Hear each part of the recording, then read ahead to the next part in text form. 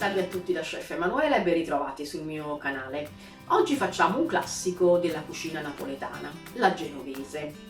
È una ricetta che ha poche varianti. Diciamo che poi, come sempre, ogni ricetta si trasforma un po' a secondo la famiglia in cui è fatta. Questa è molto vicina comunque alla ricetta originale. C'è un altro video in cui io propongo una ricetta di genovese che faceva mia madre, ma questa è molto vicina alla ricetta appunto originale. Vi lascio agli ingredienti e poi iniziamo la nostra preparazione.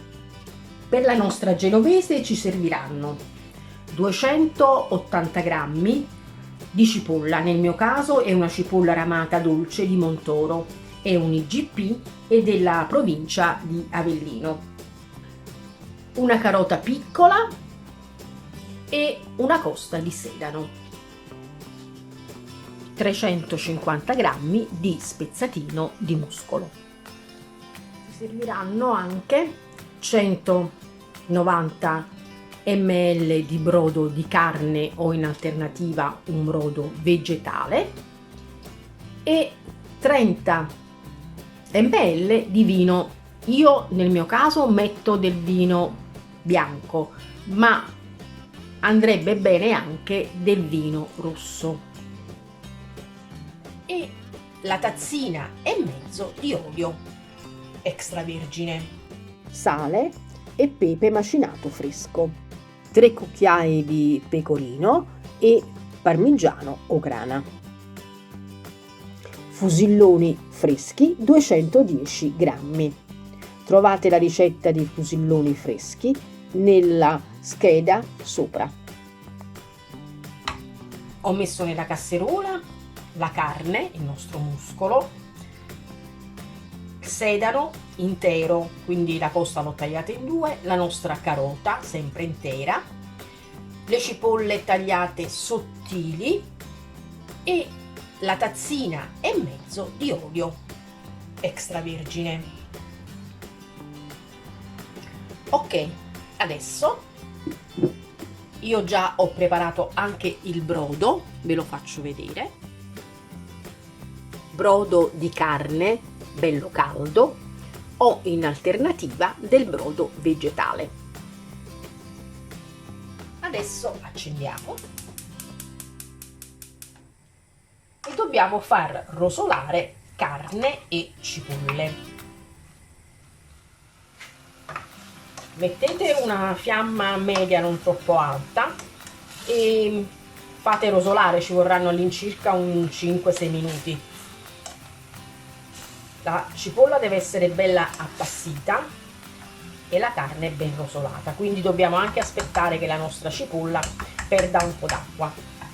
Se vogliamo possiamo aggiungere un poco di sale. Allora, il mio brodo è salato, quindi io aggiungerò pochissimo sale, giusto perché così la cipolla rilascia un poco della sua umidità, della sua acqua col sale. Ecco qui.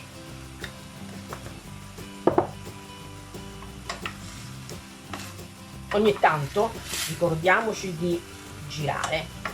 Mettiamo la carne a contatto con la nostra pentola, quindi spostiamo un poco le cipolle e continuiamo a far rosolare. Ecco qui, vedete, adesso sono trasparenti e belle rosolate e possiamo mettere il nostro vino a sfumare, i nostri 30 ml di vino. Alziamo la fiamma e facciamo sfumare il nostro vino. Diciamo che fra l'inizio e la rosolatura ci sono voluti all'incirca un 15 minuti. Facciamo evaporare bene il nostro vino. Io levo anche il sedano e la carota che ormai hanno rilasciato tutto il loro gusto e non servono più. prendiamo tutti i succhi che sono intorno alla nostra pentola, quel poco di bruciacchiato che vediamo. Ok, il nostro vino è evaporato e adesso possiamo aggiungere il nostro brodo.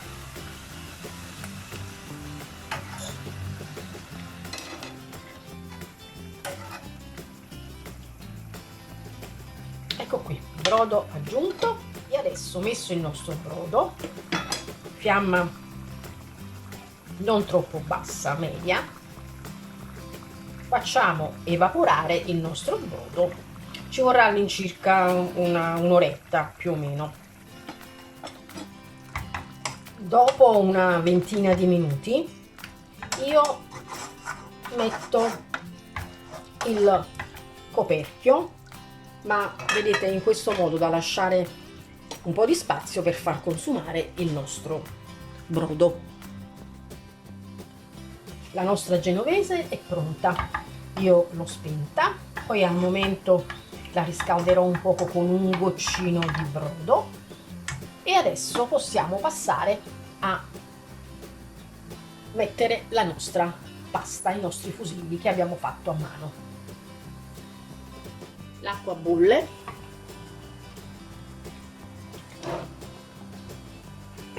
la saliamo,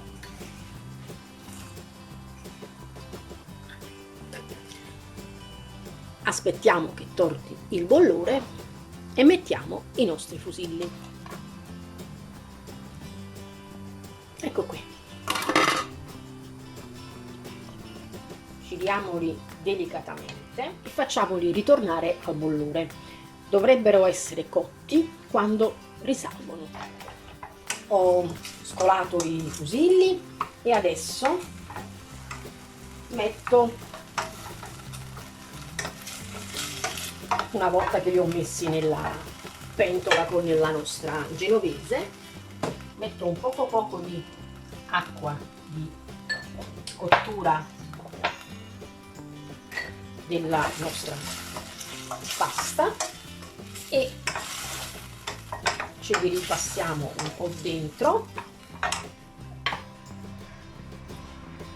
un po' di pecorino e parmigiano che ho mischiato insieme,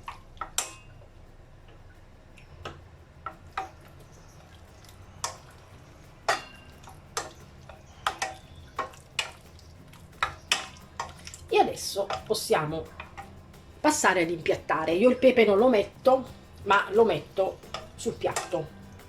Ecco, io ho impiattato, ho messo un altro po' di pecorino, un po' di pepe macinato fresco. La nostra ricetta è terminata, vi auguro buon appetito e alla prossima ricetta. Se volete iscrivetevi al mio canale.